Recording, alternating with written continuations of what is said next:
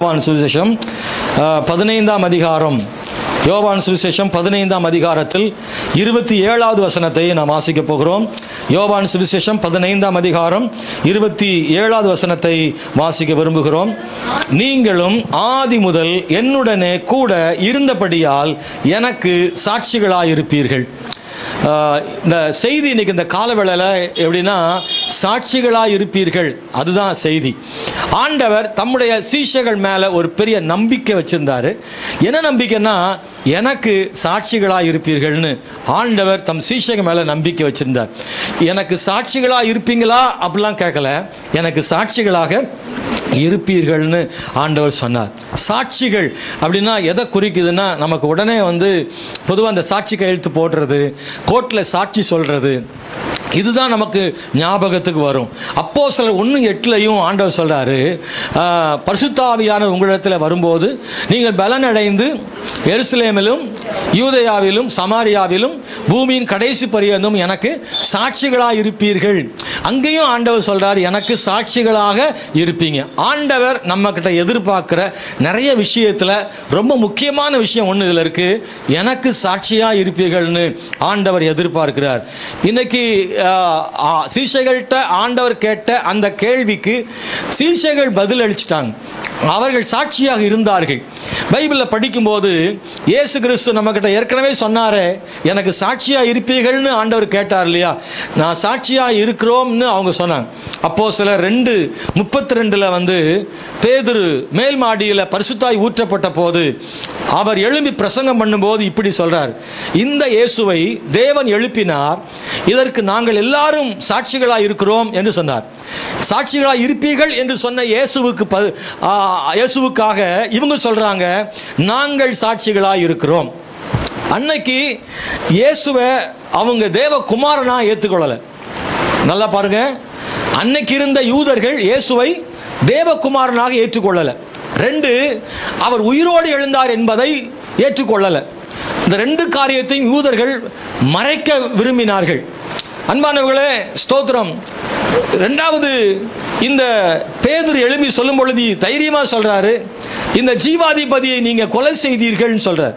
அப்போஸ்தலர் 3:15 அந்த தேவாலயத்தில் நடக்க முடியாத ஒருவனை நடக்க வச்ச பிறகு சாலமோன் மண்டபத்தில் பேதுரு பிரசங்கம் பண்ணும்போது சொல்றாரு, நீங்கள் ஜீவாதிபதியை கொலை செய்தீர்கள், அவரை தேவன் மரித்தோரிலிருந்து எழுப்பினார், அதற்கு நாங்கள் சாட்சிகளாக இருக்கிறோம். பிசாசுக்கு பொய் சாட்சி தேவைப்படுது, ஆனால் ஆண்டவருக்கு உண்மையான சாட்சிகள் தேவைப்படுறாங்க. எப்போதும் பிசாசு கர்த்தருக்கு விரோதமாக பொய் சாட்சிகளை ரெடி பண்ணிட்டே இருக்கிறான். முதல்ல இயேசுவை கைது பண்றதுக்கு பொய் சாட்சிகளை அவங்க தேடினாங்க. அவரை காட்டி கொடுப்பதற்கான ஆளை பிளான் பண்ணாங்க. இயேசு கிறிஸ்துவுக்கு விரோதமாக அவங்க எழும்பி நின்னாங்க. அவரை கொல்லுவதற்கு, சிலுவையில் அறைவதற்கு பொய் சாட்சியை தேடினாங்க. இப்படி சொல்லலாமா அப்படி சொல்லலாமான்னு திட்டமிட்டார்கள். கடைசியில் ஏதோ ஒரு பொய் சாட்சியை கொண்டு வந்து நிறுத்தி இயேசுவை கொலை செய்ய திட்டமிட்டார்கள். சரி, இயேசு மரித்து உயிர்த்தெழுந்து விட்டாரே, இப்போதும் விட்டார்களா? இல்லை. இப்போதும் அவருடைய கல்லறையை காத்து கொண்டிருந்த சேவகருக்கு பணம் கொடுத்து, இயேசு உயிர்த்தெழவில்லை, நாங்கள் தூங்கி கொண்டிருக்கும் போது அவருடைய சீஷர்கள் அவருடைய சரீரத்தை எடுத்துக்கொண்டு போய்விட்டார்கள் என்று சொல்லுங்கள். ஒருவேளை நீங்கள் சரியாக காவல் காக்கவில்லை என்று உங்களை கைது செய்தால் நாங்கள் உங்களை விடுவிப்போம் என்று அவர்களுக்கு பணம் கொடுத்து பொய் சாட்சி சொல்வதற்கு அவர்கள் நியமித்தார்கள். பிசாசு எப்போதும் ஆண்டவரையும் அவருடைய உயிர்த்தெழுதலையும் அவருடைய வல்லமைகளையும் மட்டுப்படுத்துவதற்கு பொய் சாட்சிகளை சாத்தான் ஆயத்தப்படுத்தி கொண்டிருக்கிறான். அந்த சாத்தானுக்கு கீழ்ப்படிந்து ஒரு பெரும் கூட்டம் இயேசுவினுடைய உயிர்த்தெழுதலை மறுதலிக்கிறது, இயேசு கிறிஸ்துவை ஏற்றுக்கொள்ள மறுக்கிறது. ஆனால் இயேசு கிறிஸ்துவோ தனக்கு உண்மை சாட்சிகளை அவர் ஏற்படுத்த விரும்புகிறார். ஆமென். சாத்தானுக்கு பொய் சாட்சிகள் எழும்பும் போது கர்த்தருக்கு உண்மை சாட்சிகள் எழும்பித்தானே ஆக வேண்டும். நீங்க சொல்ல முடியுமா, ஆண்டவரே நான் உமக்கு உண்மை சாட்சியாக நிற்க விரும்புகிறேன்னு? சீஷர்கள் சொன்னாங்க, இயேசுவே நாங்க உங்களுக்கு உண்மை சாட்சிகளாக இருப்போம் ஆண்டவரே, நாங்க சாட்சிகளாக இருப்போம்னு எங்க மேல நம்பிக்கை வச்சிருக்கீங்களே, உங்க நம்பிக்கையை நாங்க காப்பாற்றுவோம், நீங்க சொன்னபடியே நாங்க உமக்கு சாட்சியா இருப்போம்னு சொன்னாங்க. அப்படி சாட்சிகளை சொன்னாங்க அவங்க. பேதுரு சொல்றாரு, அப்போஸ்தலர் 5:32 ஆலோசனை சங்கத்துக்கு முன்னாடி போய் சீஷர்கள் எல்லாரும் நிற்கிறாங்க. அவங்கள மிரட்டுறாங்க, நீங்க இனி இந்த இயேசுவை பத்தி சொல்லக்கூடாதுன்னு அவங்கள கட்டுப்படுத்துறாங்க, அவங்கள பயமுறுத்துறாங்க. ஆனா சீஷர்கள் சொன்னாங்க, நாங்கள் அவருக்கு இந்த சங்கதிகளை குறித்து நாங்கள் அவருக்கு சாட்சிகளாக இருக்கிறோம். தேவன் தமக்கு கீழ்ப்படுகிறவர்களுக்கு தந்தருளின பரிசுத்தாவியும் சாட்சி என்றார்கள். மிரட்டுறவங்களுக்கு முன்னாடியும் சொன்னாங்க, இயேசு உயிர்த்தெழுந்ததுக்கு நாங்கள் சாட்சியாக இருக்கோம்னு சொன்னாங்க. அல்லேலூயா.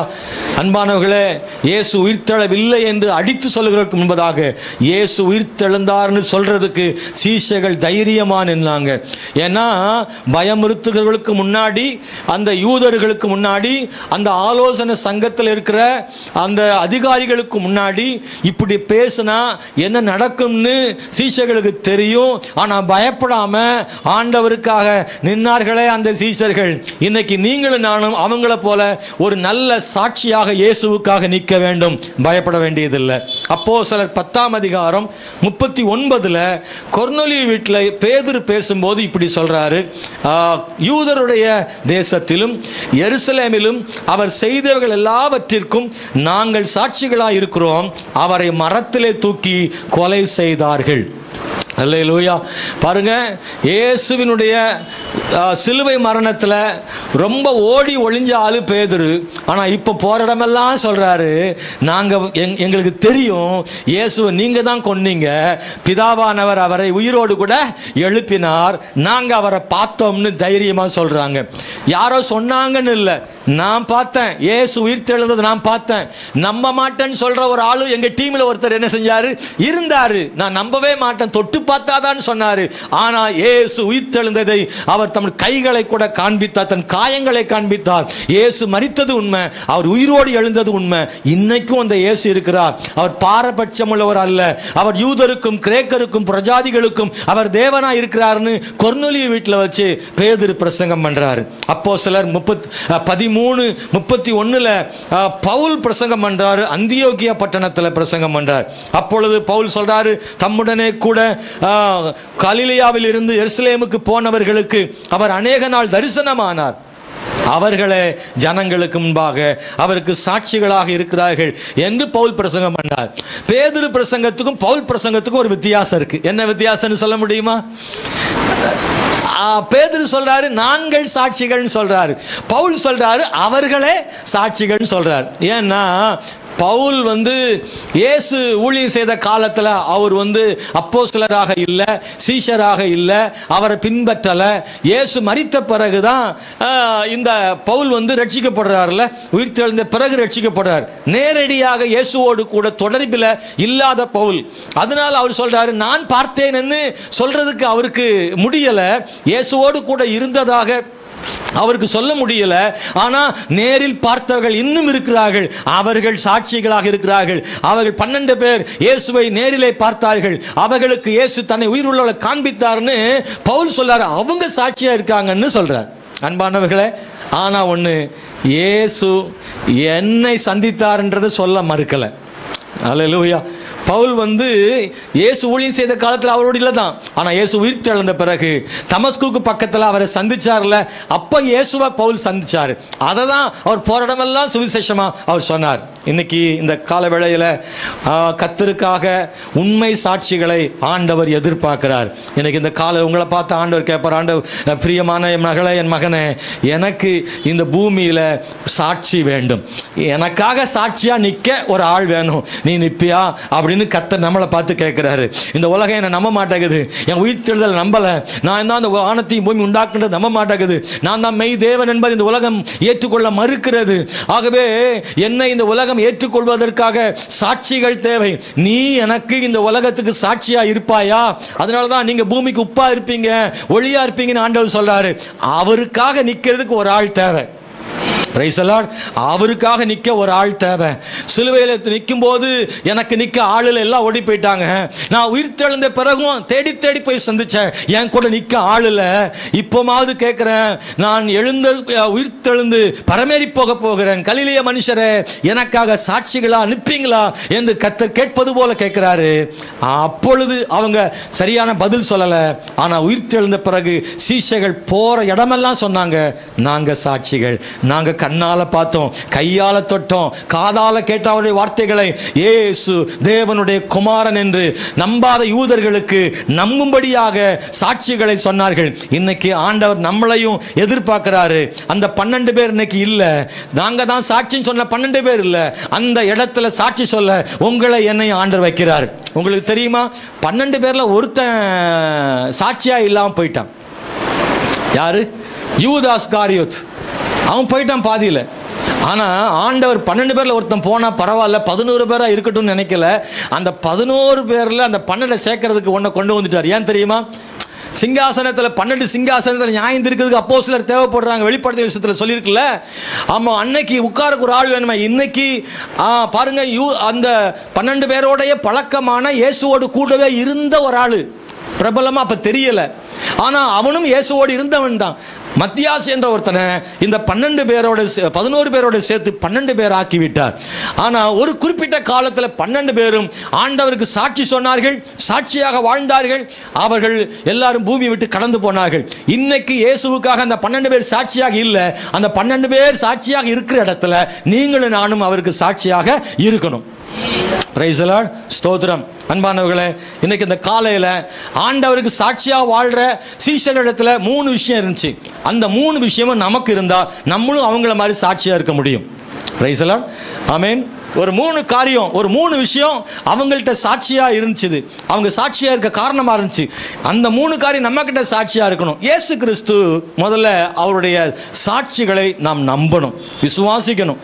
அவருடைய சாட்சிகளை அறிந்து கொள்ள வேண்டும். இயேசுவை பற்றி அறிந்து கொள்ள வேண்டும். அவருடைய கிரியைகளை பற்றி அறிந்து கொள்ள வேண்டும். அதை விசுவாசிக்க வேண்டும்.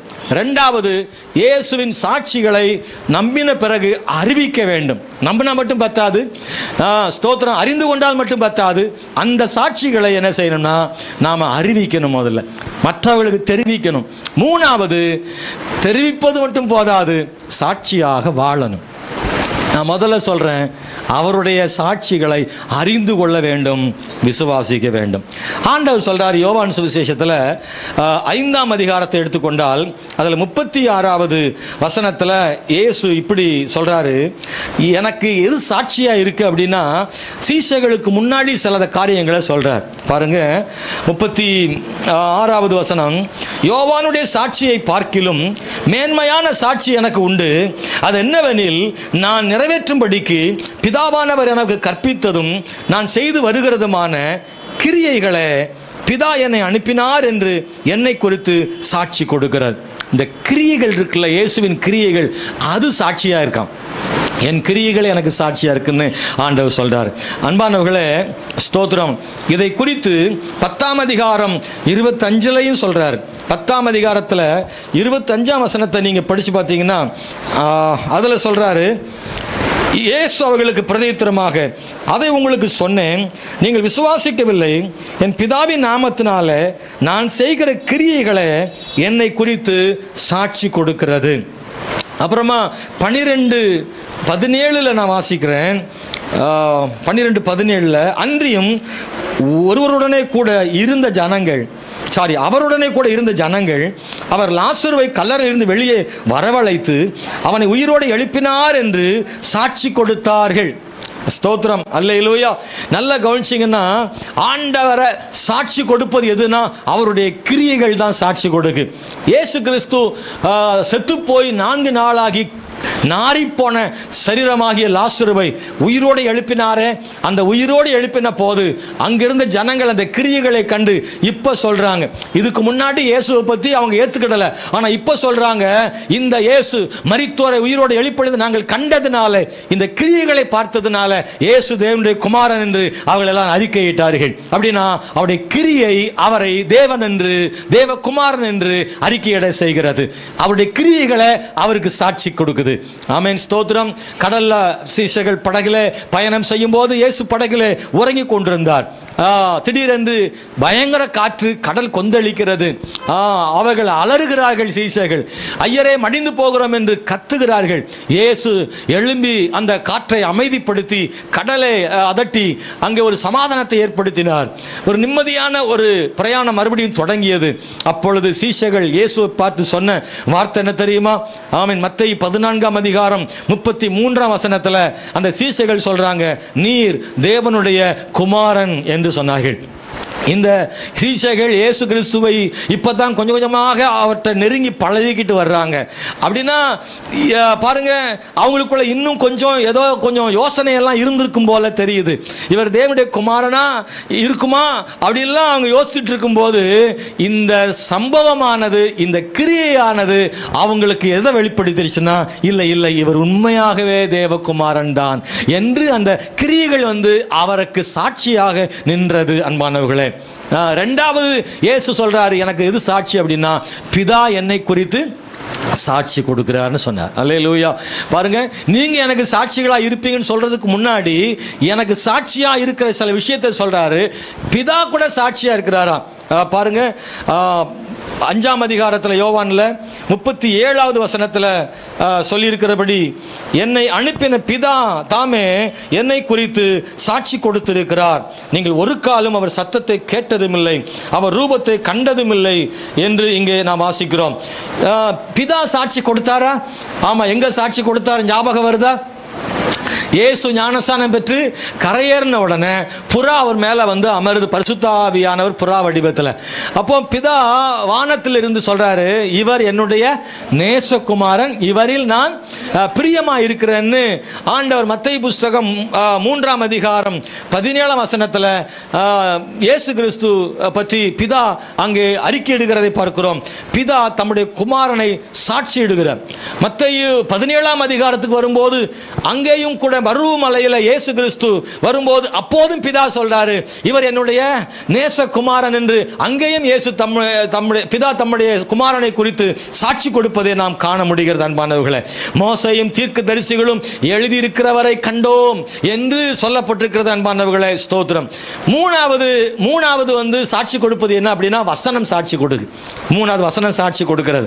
யோவான் சுவிசேஷம் 1ஆம் அதிகாரம் 45வது வசனத்தை படிக்கும் போது நாம் அங்கே வாசிக்கிறோம், பிலிப்பு நாத்தான்வேலை கண்டு நியாயப்பிரமாணத்திலே மோசேயும் தீர்க்கதரிசிகளும் எழுதியிருக்கிறவரை கண்டோம் என்று நாத்தான்வேல்ட்ட பிலிப்பு சொல்றார். நல்ல கவனிங்க, ஆண்டுடைய வசனம் அவரை தேவகுமாரன் என்று நிரூபிக்கிறது. ஏன்னா வசனத்தின்படி இயேசு வந்திருக்கிறார். யூதர்களே, நீங்க இவரை தேவகுமாரன் என்று நீங்கள் நம்பாமல் போனாலும் இவர் தேவகுமாரன் என்று சொல்லப்பட்டிருக்கிறது. எப்படின்னா, இவர் தாவீதின் வம்சத்தில் பிறப்பார், இவர் ஸ்தோத்திரம் யூத குலத்திலே அவர் வருவார் என்று மோசேயும் தீர்க்கதரிசிகளும் ஏற்கனவே சொல்லியிருக்காங்கல்ல. சொன்னபடிதான் இயேசு பிறந்தார், சொன்னபடிதான் இயேசு வளர்ந்தார், சொன்னபடிதான் ஊழியம் செய்கிறார், சொன்னபடிதான் அற்புதங்களை செய்கிறார், சொன்னபடிதான் மரிக்கிறார், ஆமென், சொன்னபடி உயிரோடு கூட எழுகிறார். எல்லாம் வசனத்தின்படி தான் நடக்கு. நீ மத்தேயு புத்தகத்தில் படிச்சு பார்த்தீங்கன்னா நிறைய இடத்துல தீர்க்கதரிசிகளால் உரைக்கப்பட்டது நிறைவேறும்படி இப்படி நடந்தது அப்படின்னு நிறைய இடத்துல அப்படி எழுதியிருக்குங்க. நிறைய இடத்துல அப்படி எழுதியிருக்கு. பாருங்க, ஒண்ணுமே சும்மாலாம் நடக்கல. யூதர்களே, நியாயப்பிரமாணத்தில் படித்திருக்கிறீர்களே, மேசியா தோன்றுவார் என்று, யாக்கோபில் ஒரு நட்சத்திரம் உதிக்கும் என்று நீங்கள் படித்திருக்கிறீர்களே, அந்த நட்சத்திரம் யாரும் இல்லை, இந்த இயேசுதான் என்று வசனத்தை அவருக்கு சாட்சியாக இருக்கிறது. நாலாவது பரிசுத்த ஆவி சாட்சியாக இருக்கிறார். யோவான் சுவிசேஷம் 15ஆம் அதிகாரம் 26வது வசனத்தில் நாம் அதை படிக்க முடியும். யோவான் சுவிசேஷம் 15ஆம் அதிகாரம் 26வது வசனத்தில், பிதாவினிடத்திலிருந்து நான் உங்களுக்கு அனுப்ப போகிறவரும் பிதாவினிடத்திலிருந்து புறப்படுகிறவருமாகிய சத்திய ஆவியான தேற்றரவாளன் வரும்போது அவர் என்னை குறித்து சாட்சி கொடுப்பார். Price the Lord. என்னை குறித்து சாட்சி கொடுப்பார். பரிசுத்த ஆவியாகிய தேற்றரவாளன் என்னை குறித்து சாட்சி கொடுப்பார். பரிசுத்த ஆவி அவர் மேல் வந்து இறங்கினாரே புறாவை போல, அது ஒரு பெரிய சாட்சியாக இருந்தது. சுற்றிலும் யூதர்கள் பார்க்கும்படியாக பரிசுத்த ஆவி இறங்கி வந்தார். சீஷர்களின் மேலே அக்கினியாக இறங்கி வந்து அவர்கள் மூலமாக பரிசுத்த ஆவி சாட்சி கொடுத்தார். பரிசுத்த ஆவி இயேசு கிறிஸ்து தேவன் என்று சாட்சி கொடுக்கும்படி கர்த்தரால் கொடுக்கப்பட்டது. ஆமென், ஸ்தோத்திரம். அந்த மேல் மாடியிலே பரிசுத்த ஆவி இறங்கின பொழுது எல்லாரும் கலக்கம் அடைந்தார்கள். ஏன்னா 13 தேசத்தின் ஜனங்கள் அங்கே இருந்தாங்க. எல்லாரும் சொன்னாங்க, அவரவருடைய மொழியில பேசுறாங்களே, நம்ம மொழியில அவங்க பேசுறாங்க, அவங்க எல்லாருமே கலிலேயர் அல்லவா, நம்முடைய மொழியில பேசுகிறார்கள், அது இப்படி இது எப்படி என்று கேட்டார்கள். கடைசியில் சொல்றாங்க, இது என்னமாய் முடியுமோன்னு சொன்னாங்க. பார்த்தீங்கன்னா அது படிப்படியாக அவங்க ஆச்சரியப்பட்டார்கள். அன்பானவர்களே, பரிசுத்த ஆவியானவர் ஊற்றப்பட்டதுனால இயேசு தேவன் என்று அங்கே சொல்லப்பட்டது. நல்ல கவனிங்க, பேதுரு பிரசங்கம் பண்ணினார், அப்பொழுது 3000 பேர் ரட்சிக்கப்பட்டார்கள். நல்ல கவனிங்க, இந்த பிரசங்கத்தால் மட்டுமா 3000 பேர் ரட்சிக்கப்பட்டார்கள்? இல்லை, ஸ்தோத்திரம். இதை நல்லா கூர்ந்து கவனிச்சிங்கன்னா 3000 பேர் ஒரே நாளில் ரட்சிக்கப்பட்ட காரணம் என்னன்னு நீங்கள் கேட்டீங்கன்னா அதுக்கு பதில் என்ன தெரியுமா? பேதுரு பிரசங்கத்தை பண்ணாரு, ரட்சிக்கப்பட்டாங்க. ஆனால் அதுக்கு முன்னாடி பேதுரு வசனம் போய் உள்ளத்துக்குள்ளே சேர்றதுக்கு அவங்க உள்ளத்தை திறந்தது அப்படின்னா, பரிசுத்தாய் ஊற்றப்பட்டு எல்லாரும் அந்நிய பாஷையில் பேசினாங்கல்ல, அதை பார்த்து எல்லாரும் ஆச்சரியப்பட்டு விசுவாசித்து ஏதோ ஒன்று நடக்குதுங்க, ஏதோ ஒரு வல்லமை இருக்கு நம்பினாங்கல்ல, அந்த நம்பிக்கை இருக்குல்ல.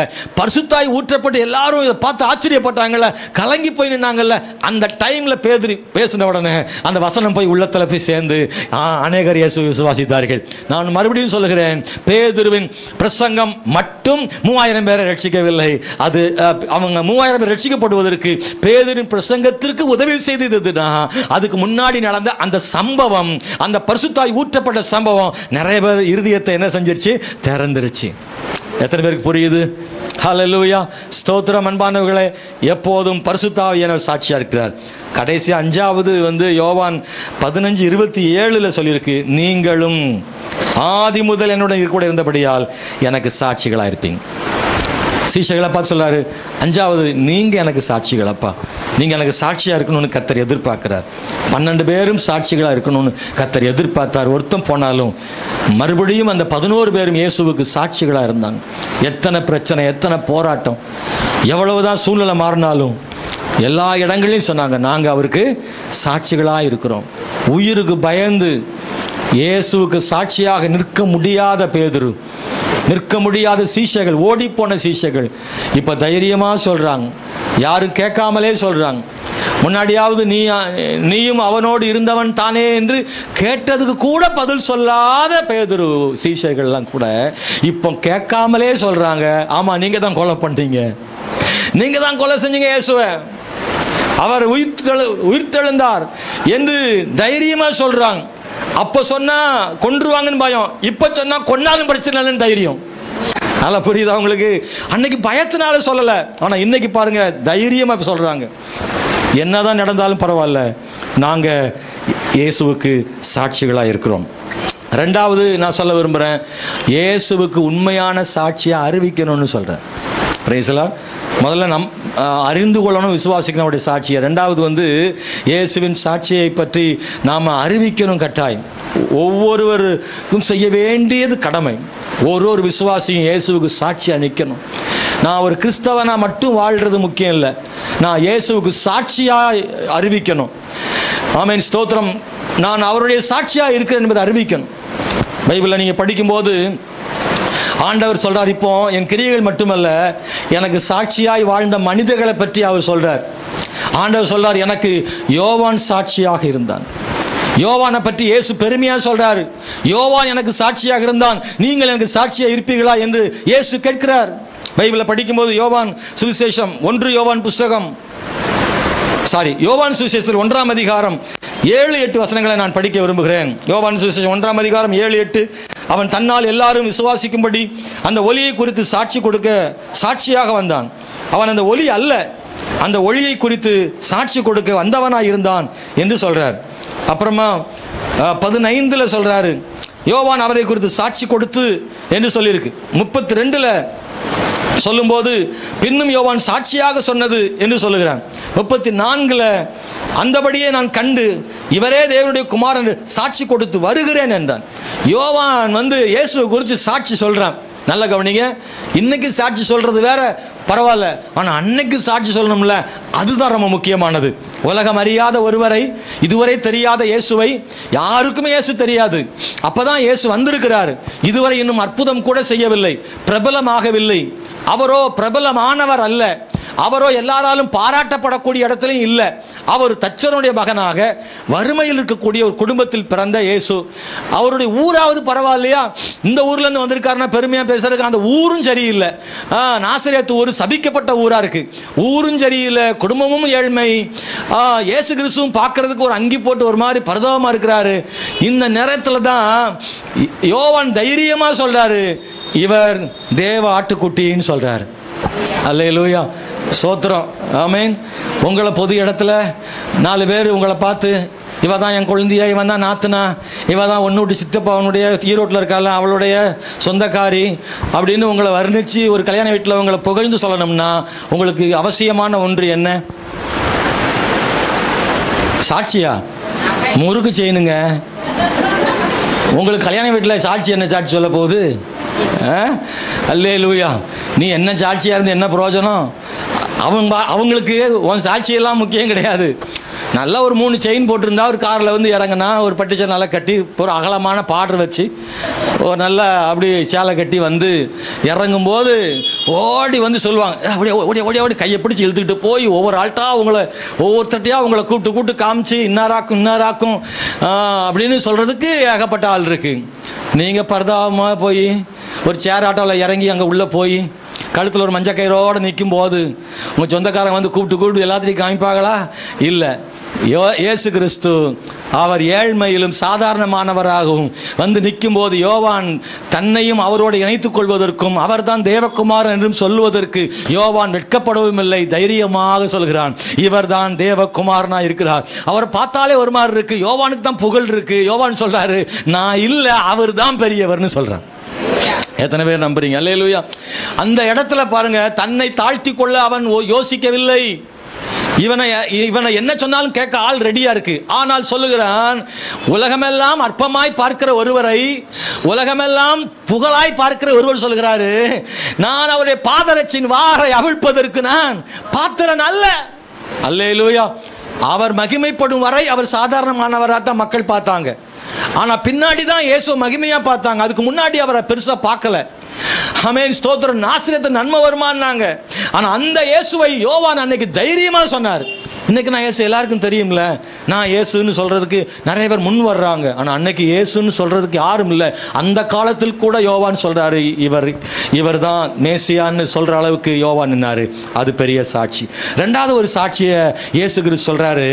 லூக்கா சுவிசேஷம் 16ஆம் அதிகாரத்தில் 27ஆம் வசனத்தில் நீங்க படிச்சீங்கன்னா, ஆமென், ஸ்தோத்திரம், 16:27. அப்பொழுது அவன், அப்படியானால் தகப்பனே, எனக்கு 5 பேர் சகோதரர் உண்டு, அவர்களும் வேதனையுள்ள இந்த இடத்துக்கு வராதபடி அவன் போய் அவர்களுக்கு சாட்சியாக அறிவிக்கும் பொருட்டு நீர் அவனை என் தகப்பன் வீட்டுக்கு அனுப்பும்படி உம்மை வேண்டிக் கொள்ளுகிறேன். ஒரு கூட்டு குடும்பம், இவன் தான் மூத்தவனா கூட இருக்கலாம், இவனுக்கு கீழேயோ மேலேயோ ஒரு கூட பிறந்த 5 சகோதரர் இருக்காங்க. இவன் யாருன்னு தெரியுமா? ஐஸ்வர்யவான் லாசரு சம்பவத்தில் வீட்டு வாசல்ல படுத்து கிடந்த வறுமையில் உள்ள லாசரு ஒருத்தன், அவன் என்ன செய்கிறான்னா, நீதி உள்ளவனாய் செத்து போனான், வறுமையிலும் நீதியாய் இருந்து செத்து போனான். பாருங்கள், செழிப்பிலும் அநீதியாய் வாழ்ந்து மரித்து போன ஐஸ்வர்யவான் 2 பேருமே பாதாளத்துக்கு போறாங்க. பாருங்க, இந்த சம்பவமானது இயேசு கிறிஸ்து உயிர்த்தெழுதுக்கு முன்னாடி நடந்தது. அப்படின்னா அப்பொழுது இயேசு கிறிஸ்து உயிர்த்தெழுதுக்கு பிறகுதான் மரித்து போன பரிசுத்தவான்கள் மேலே எடுத்துக்கொள்ளப்பட்டார்கள், பரதீசுக்கு போனார்கள். இயேசு உயிர்த்தெழுகிற வரைக்கும் பாதாளத்தில் தான் நீதிமான்களும் துன்மார்க்கரும் போனார்கள். ஒரே இடம் தான், பாதாளத்துக்குள்ள 2 பகுதி, அதுல பரிசுத்தவான்களும் பாவிகளும் இருப்பார்கள். ஏன்னா இங்க சொல்லப்பட்டிருக்கிறது, தூரத்தில் அவனை ஆபிரகாமை கண்டு, அப்படிதான் அங்க வருது. அண்ணாந்து பார்த்தல்ல, உயரத்தில் கண்டு அல்ல, பாதாளத்துக்குள்ளே தான் சமமாகத்தான் இருக்கிறார்கள், தூரத்தில் தான் பார்க்கிறார். இயேசு உயிர்த்தெழுகிற வரைக்கும் நீதிமான்கள் இருந்ததான பரதீஸ் வந்து எங்க இருக்குன்னா பாதாளத்தில் தான் இருக்கு. ஆனால் இயேசு எப்போ உயிர்த்தெழுகிறாரோ அப்பொழுது அநேக மரித்த பரிசுத்தவான்கள் கல்லறைகளிலிருந்து எழும்பினார்கள் பைபிள் படிக்கிற மத்தேயு 24. அப்போ இயேசு கூட தான் அவர்கள் எடுத்துக்கொள்ளப்பட்டு அவர்கள் பரதீசில் உயரத்தில் உன்னதத்தில் இளைப்பாரி கொண்டிருக்கிறார்கள். அதைத்தான் உத்திரிக்க ஸ்தலம்னு சொல்லிட்டு இருக்காங்க. ஆகவே பாருங்கள், பரதீசில் போய் இப்போ நீதிமான்கள் இருக்கிறார்கள். அன்னைக்கு கீழே தான் இருந்தாங்க. அப்பதான் அதனால தான் இந்த ஐஸ்வர்யன் சொல்றாங்க, ஆபிரகாமே உம்முடைய மடியில் லாசர் இருக்கிறானே, அவன் மூலமா எனக்கு ஒரு சொட்டு தண்ணி என்ன செய்யுங்க கொடுங்கன்னு கேட்கிறான். ஸ்தோத்திரம். பாருங்க, இவன் வந்து அங்க போக முடியல, அவனை வர சொல்றான். ரெண்டாவது ஜெபம் ஒன்று சொல்றான், இவ்வளோ வேதனை நிறைந்த இடத்திற்கு என் சகோதரர்கள் வரக்கூடாதுன்னு. ஆத்ம பாரம் வருது. எங்க வச்சு வருது? நீதி உள்ள லாசரு ஒருவேளை நீதியுள்ள வார்த்தைகளை பேசியிருக்கலாம், நீதியாக வாழ்ந்தவனை பார்த்தாவது மனம் திரும்பி இருக்கலாம். பூமியில் எதுவுமே செய்யாமல் அநீதியை வாழ்ந்துவிட்டு இப்பொழுது கெஞ்சுகிறான். என் வாழ்க்கை தான் போச்சு, என் சகோதரர்களாவது உண்மை அறியட்டுமே, என் சகோதரர்களாய் மனம் திரும்பட்டுமே, இந்த லாசருவை எங்கள் வீட்டுக்கு அனுப்பும் ஆண்டவரே என்று ஆபிரகாமிட்ட கெஞ்சி கேட்குறான். நான் அதை படிக்கும்போது இப்படி யோசித்தேன், ஒருவேளை ஆபிரகாமும் அந்த ஜபத்தை கேட்டு ஆண்டவர்கிட்ட போய் ரிக்வெஸ்ட் பண்ணி ஏதோ கெஞ்சிறான், லாசருவையாவது வீட்டுக்கு அனுப்பி வச்சு ஒரு வார்த்தை சொல்லிட்டாவது வர சொல்லுங்களேன், அப்படியாவது நம்புவாங்களே அப்படின்னு சொல்லியிருந்தா, ஒரு நாள் காலையில் வயக்காட்டுக்கு கிளம்புறாங்க, 4 சகோதரர்களும் கிளம்புறாங்க, பரபரப்பாக கிளம்புறாங்க ஒரு கற்பனைக்காக. லாசர் போய் கதவை தட்டி சொல்கிறாரு, நான் தான் உங்கள் வீட்டு வாசப்படியில் படுத்து கிடந்தேன், லாசர் வந்திருக்கிறேன், உங்கள் அண்ணன் வந்து பாதாளத்தில் துடிச்சிட்டு கிடக்கிறாரு அப்படின்னு சொல்லியிருந்தா என்ன நடக்கும்? மறுபடியும் ஒரு கட்டை எடுத்து மண்டையில் போட்டுருவீங்க, அண்ணன் செத்து போய் அவர் சாமி ஆகிட்டு நாங்கள் மெழுகுவர்த்தி கொளுத்தி கொண்டாடிக்கிட்டு இருக்கோம், எங்கள் அண்ணன் பாதாளத்தில் கஷ்டப்படுறார், நரகத்துக்கு போனார்னு சொல்கிறியா அப்படின்னு அவன் அடிப்பாங்க. ரெண்டாவது, இப்படி தாண்டா ஊருக்குள்ளே திரிகிறவன பல பேர், நான் தான் அவர் இவருன்னு ஜெயலலிதா மகான்னு 5 பேர் சொல்லிட்டு இருக்காங்களாம், இப்படி தாண்டா நீங்கள் அலைறீங்களா, ஊருக்குள்ளே எத்தனை பேர் திரிகிறீங்கன்னு லாசரு அடிச்சே துரத்திருப்பானுவேன்.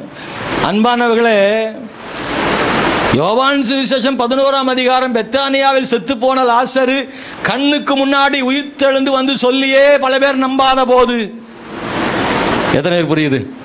பெத்தானியாவிலே கண்ணுக்கு முன்னாடி, பெத்தானியாவிலே 4 நாளாய் நாரி போய் இயேசு உயிரோடு எழுப்பின அந்த லாசரு கண்ணுக்கு முன்னாடி உயிர்த்தெழுந்து வந்தே அவன் சொல்லியிருக்க கூடும் இல்லையா? அவன் கட்டாயம் சொல்லியிருப்பான், அந்த லாசரு இயேசு வந்தார், நான் மரித்து போனேன், அடக்கம் பண்ணினார்கள், 4 நாளாச்சு, உள்ளுக்குள்ளே கிடந்தேன், இயேசுவை நோக்கி கூப்பிட்டார்கள் என் குடும்பம், அவர் வந்து லாசரு வெளியே வா என்று சொன்னார், எனக்குள் ஏதோ உண்டாயிற்று, உயிரோடு எழுந்து வெளியே வந்தேன், இன்னைக்கும் வாழ்கிறேன், என்னை உயிர்த்தெழ செய்தது இயேசுதான் என்று எத்தனை பேருக்கு சொல்லியிருப்பான். பெத்தானியாவில் எல்லாருமே ரட்சிக்கப்பட்டார்கள் இல்லையே?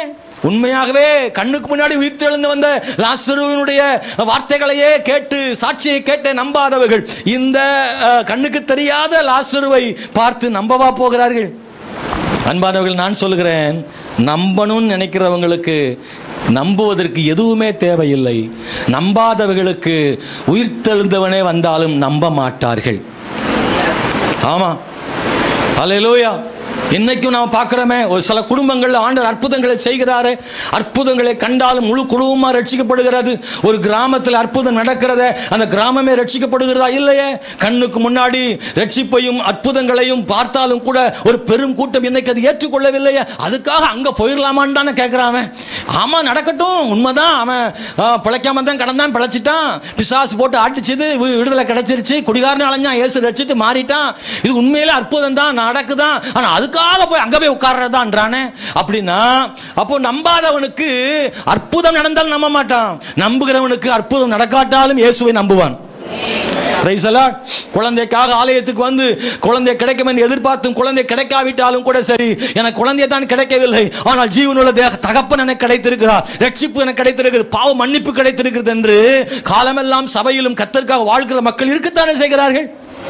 தான் எதிர்பார்த்தது கிடைக்கல, ஆனா எதிர்பாராத ஒரு பெரிய ஆசீர்வாதம் எனக்கு கிடைச்சிருக்குன்னு மக்கள் நம்புறாங்களே. பிரைஸ் தி லார்ட், அல்லேலூயா. சபைக்கு இத்தனை பேர் வந்திருக்கீங்களே, நீங்க நினைச்சதெல்லாம் நடந்ததுனால வந்திருக்கீங்க. ஐயோ, நடக்காத காரியம் நிறைய இருக்கு, ஆனாலும் கர்த்தர் எனக்கு சமாதானம் தந்தாரு, அவர் கிருபை தந்தாரு, அவர் பெரிய மீட்பை தந்தாரு, பாவ மன்னிப்பை தந்தாரு, அவர் எனக்கு நல்ல தகப்பனா இருக்கிறாரு. அல்லேலூயா.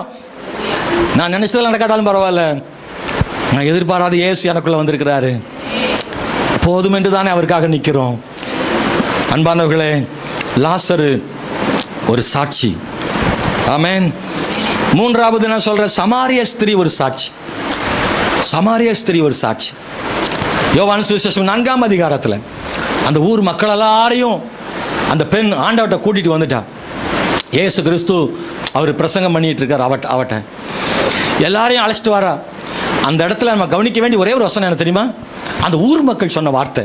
அந்த ஊர் மக்கள் சொல்றாங்க, ஆமென், 4வது அதிகாரம் 39வது வசனத்தில் அவங்க இப்படி சொல்றாங்க, நான் செய்த எல்லாவற்றையும் எனக்கு சொன்னார் என்று சாட்சி சொன்ன அந்த ஸ்திரீயினுடைய வார்த்தைகளின் நிமித்தம் அந்த ஊரில் உள்ள சமாரியரில் அநேகர் அவர் மேல் விசுவாசம் உள்ளவர்கள் ஆனார்கள். அந்த மக்கள் மறுபடியும் என்ன சொல்றாங்கன்னா, ஸ்தோத்திரம் 42 சொல்றாங்க, அந்த ஸ்திரியை நோக்கி உன் சொல்லி நிமித்தமா அல்ல, அவருடைய உபதேசத்தை நாங்களே கேட்டு அவர் மெய்யாய் கிறிஸ்துவாகிய உலக ரட்சகர் என்று அறிந்து விசுவாசிக்கிறோம் என்றார்கள். Price the Lord. நீங்க கவனிக்கணும், அந்த ஊர் மக்கள் எல்லாம் இயேசுநாதர்கிட்ட வந்ததுக்கு காரணம் அவளுடைய சாட்சி. அவளுடைய சாட்சி. எல்லாரும் வந்துட்டாங்க. சமாரிய பெண்ணா பாவியான ஸ்திரீ நம்ம சொல்லுவோம். ஊருக்குள்ள அவளுக்கு நல்ல பேர் இருக்கான்னு தெரியாது. ஏன்னா அவளுக்கு 5 புருஷங்க இருந்தாங்க, 5 அவன் புருஷன் இல்லை. அப்ப வாழ்க்கை சரியில்லை. ஆனா அவ ஊரையே கூட்டிட்டு வந்துட்டான் ஆண்டவர்கிட்ட. அவங்க எல்லாரும் சொன்னாங்க, உண்மை விசுவாசிக்கிற. அவள் சொன்ன சாட்சி நிமித்தம், அவள் சொன்ன சாட்சி நிமித்தம் என்ன போய் சாட்சி சொன்னா? இந்த சமாரிய ஸ்திரீ என்ன சாட்சி சொல்லியிருப்பா ஊருக்குள்ள போய்? அவள் சொன்னது இதுதான், என்னை பற்றி எல்லாம் இயேசு சொன்னார், எனக்கு நடந்த யாவையும் அவர் அறிவித்தார் என்று சொன்னார். நான் செய்த எல்லாவற்றையும் எனக்கு சொன்னார் என்று சாட்சி சொன்னேன். அதான் சொல்லியிருக்கு. வந்து பாருங்க, அழைச்சிட்டு வந்துட்டான். அவருடைய சாட்சி ஊரையே சந்திக்க செய்தது. ஆனால் இன்னொன்று ஒரு செய்தி கவனிக்கணும். சமாரியா ஸ்திரியே, அந்த ஜனங்க சொல்கிறாங்க, நீ சொன்ன வார்த்தையினால் அவரை விசுவாசிக்கல, அவர் சொன்ன வார்த்தையினால் விசுவாசிக்கிறோம். அல்லேலூயா, ஆமென், ஸ்தோத்திரம். ஆனால் ஒன்று, ஊரே விசுவாசித்ததுக்கு காரணம் இயேசு வார்த்தை தான். ஆனால் அந்த ஊரையை கொண்டு வந்ததுக்கு காரணம் சமாரியா ஸ்திரீ தான். அவளை ஒரு கருவியாக ஆண்டவர் பயன்படுத்திட்டார். இன்றைக்கும் ரட்சிக்கிறது நம்ம அல்ல, ஆண்டவர் தான் ரட்சிக்கிறார். ஆனால் அவங்க ஆண்டவர் அவங்களை ரட்சிக்கிறதுக்கு நான் ஒரு கருவியாக இருக்கணும், நான் மக்களை கூட்டிகிட்டு வரணும். சமாரியா ஸ்திரீ இல்லைன்னா அந்த ஊர் மக்களுக்கு ரட்சிப்பு இல்லை. நல்லா கவனிக்கணும், இயேசு ரட்சிக்கிறவர் தான். ஆனால் அந்த ஊரை கொண்டு வர்றதுக்கு ஒரு சமாரியா ஸ்திரீ தேவைப்படுது. அந்த ஊருக்கு ரட்சிப்பு வேணும். இயேசு கொடுக்க ஆயத்தம். அவர் கிணற்றண்டையில் உட்கார்ந்து இருக்கிறார். அந்த ஊர் மக்களை கூட்டிட்டு வரணும்னு அவளுக்கு எப்படி தோணுச்சு? என் வாழ்க்கையை பத்தான சொன்னாரு, இந்த இயேசு எனக்கு நன்மை செய்யட்டும்னு அந்த அற்புதங்களை தனக்கானதாக எண்ணி போய்விடவில்லை. ஊர் மக்களை அழைச்சிட்டு வர்றான்னா உண்மையிலே எல்லாரும் அறிஞ்சுக்கணும்னு நினைக்கிறாள். சமாரிய ஸ்திரிய மாதிரி நீங்கள் நான் ஒரு சாட்சியாக இருக்க தேவை விரும்புகிறார், சாட்சி சொல்ல விரும்புகிறாரு. பவுல் சொல்றாரு, அப்போஸ்தலர் 13:16 சொல்றாரு, 26:22 சொல்றாரு. ஆமென், ஸ்தோத்திரம், ஹல்லேலூயா. பவுல் என்ன சாட்சி சொன்னார் தெரியுமா அன்பானவர்களே? இயேசுவை பற்றிய சாட்சியை அவர் சொன்னார். பவுல் போன இடமெல்லாம் அவர் சாட்சி சொல்றது என்ன? அவர் தேவகுமாரன்னு சொல்றார். ரெண்டாவது அவர் சொல்றது, அவர் கஷ்டப்பட்டதை, அவர் ரட்சிக்கப்பட்டதை அவர் சொல்றார். இன்னைக்கு நாம் சொல்ல வேண்டிய 2 சாட்சி. ஒன்று என்ன சாட்சி? சுவிசேஷம் என்கிற சாட்சி. இயேசு மரித்து உயிரோடு கூட எழும்பினார் நம்ம பாவத்துக்காக, நம்ம பாவத்தை மன்னிப்பார் என்கிற சுவிசேஷம் என்கிற சாட்சியை நம்ம சொல்லணும். 2வது சாட்சி என்ன? உங்களுக்கு ஆண்டவர் என்ன சொன்னாரோ செஞ்சாரோ அதை சொல்லணும். Price the Lord. ரட்சிப்பின் சாட்சி. பவுல் நிறைய போன இடமெல்லாம் வெக்கப்படாமல் சொன்னார். நான் ஒரு காலத்தில் சபையை துன்பப்படுத்தினேன், கைது செய்தேன். ஒரு நாள் தமஸ்குக்கு அருகில் பாருங்க, ராஜாவுக்கு முன்னாடி போய், அகரிப்பா ராஜாவுக்கு முன்னாடி போயிட்டு கூட அதை சொல்றாரு. ஐயோ, நம்ம கீழே விழுந்து கண் தெரியாமல் கிடந்தோமே, அதெல்லாம் சொன்னோம்னா வெக்கப்படுவோமே, நம்ம என்ன ஆகுமோ தெரியாதே, அப்படிலாம் சொல்லலை. ஒரு காலத்தில் பிசாசு பிடிச்சி தெரிஞ்சுமே, எல்லாருக்கும் முன்னாடி எனக்கு பிசாசு பிடிச்சதுன்னு சொன்னால் கஷ்டமா இருக்குமே, அப்போ நினைக்க வேண்டியதில்லை. இப்போ அதை போய் சொல்ல முடியுமா? ஒரு காலத்தில் ரட்சிக்கப்படாததுக்கு முன்னாடி நம்ம வாழ்க்கையில் இந்த தாழ்மையை இப்போ சொல்ல வெக்கப்பட வேண்டியதில்லை. பவுல் தைரியமாக சொல்றானே, நான் ரட்சிக்கப்படும் முன்பதாக நான் இப்படிலாம் இருந்தேன், அப்படி இருந்தேன், நான் தீமை செய்தேன், ஸ்தோத்திரம், மோசமானவனாக இருந்தேன். ஆனால் இயேசு என்னை சந்தித்தார். குருடனாக இருந்தேன், குருடனானேன், இயேசு எனக்கு பார்வை கொடுத்தார், என்னை உயிர்ப்பித்தார். நான் இன்றைக்கு அவருடைய சுவிசேஷம் சொல்லி வருகிறேன், என்னை கர்த்தர் அழைத்தார்னு அவன் ரட்சிக்கப்பட்ட சாட்சியை எங்கே போனாலும் சொன்னானே. நான் உங்களை பார்த்து கேட்குறேன், இன்னைக்கு நீங்கள் உங்கள் ரட்சிப்பின் சாட்சியை நீங்கள் சொல்கிறீங்களா? ஹல்லேலூயா.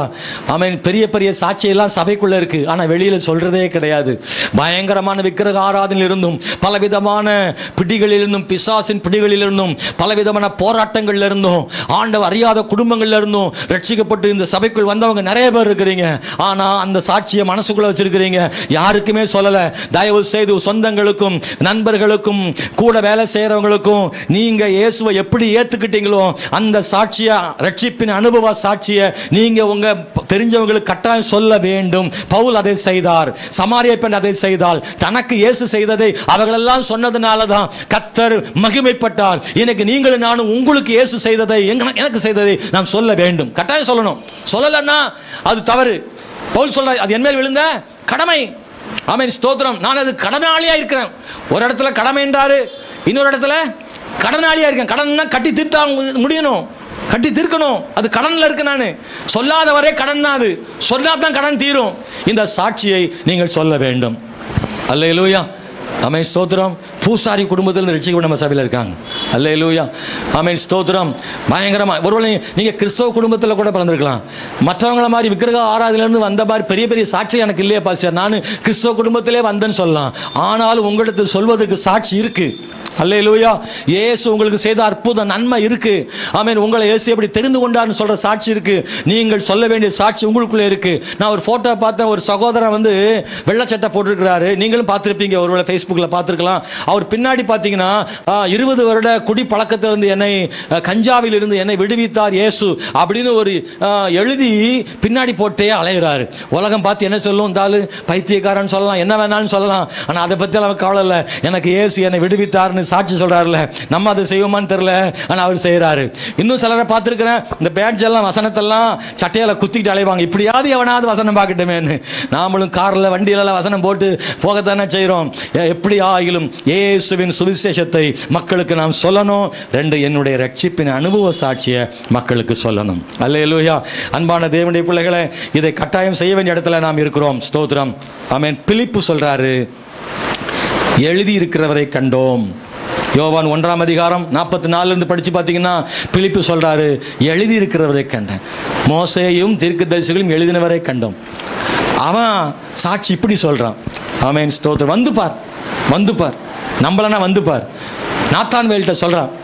ஆமென். அவன் எப்படி சாட்சி சொல்றான் பாருங்களேன். அவர் சும்மா சாதாரண ஆள் கிடையாது.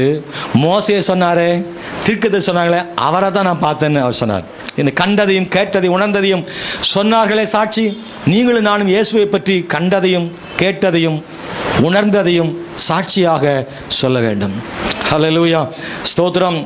அன்பான தேவனுடைய பிள்ளைகளே, 3வது நான் சொல்ல விரும்புகிறேன். சாட்சியை நம்புங்கள், அறிந்து கொள்ளுங்கள். 2, சாட்சியை அறிவியுங்கள். 3, சாட்சியா வாழும். சாட்சியை அறிவிப்பதை விட சாட்சியாய் வாழ்வது வலிமையானது. ஆமென். சாட்சியை அறிவிப்பதை விட சாட்சியாய் வாழ்வது வலிமையானது. சாட்சி சொல்லிடலாங்க, ஆனால் வாழணுமே. வாழணும். கர்த்தர் சொல்றாரு, நீ சாட்சியும் சொல்லணும், சாட்சியா வாழணும். யாரெல்லாம் சாட்சி சொன்னார்களோ பைபிளில், அவங்க சாட்சியா வாழ்ந்திருக்கிறாங்க. சாட்சியா வாழ்ந்திருக்கிறாங்க. பிலிப்பு சாட்சியா வாழ்ந்திருக்கிறார். பவுல் சாட்சி சொன்னார், சாட்சியா வாழ்ந்தார், சொன்னபடி அவர் செய்தார். ஆனால் அதான் ரொம்ப முக்கியமானது. காந்தி ஒரு முறை சொல்லியிருக்காராம் இப்படி, ஸ்தோத்திரம், கிறிஸ்தவர்கள் எல்லாரும் கிறிஸ்தவர்களாக இருந்தால் இந்த உலகமே என்ன செய்யும், கிறிஸ்தவர்களாய் மாறுவார்கள்னு சொன்னாராம். ஆனால் காந்தி பார்த்த கிறிஸ்தவங்கள்லாம் கிறிஸ்தவங்களாக இல்லாமல் போனாங்க. ஏன்னா அவர் பழகின கிறிஸ்தவங்கள்லாம் இவரை கருப்பாக இருக்காருன்னு நினச்சி அவர் பயணித்த ட்ரெயின்ல இருந்து கீழே தள்ளி விட்டுருக்குறாங்க. வெள்ளக்கார கிறிஸ்தவங்க கருப்பானவங்களை தங்க பக்கத்தில் உட்கார்றதுக்கு சம்மதிக்கலை. கிறிஸ்தவ நம்பின சிலர் எல்லாரும் மனிதர்கள் என்று ஏற்றுக்கொள்ளலை. அது காந்தி மனசை காயப்படுத்தி இருக்கு பாருங்க. அவங்க கிறிஸ்தவங்க தான், எல்லாரும் அப்படி இல்லை, எல்லா கிறிஸ்தவங்களும் அப்படி இல்லை.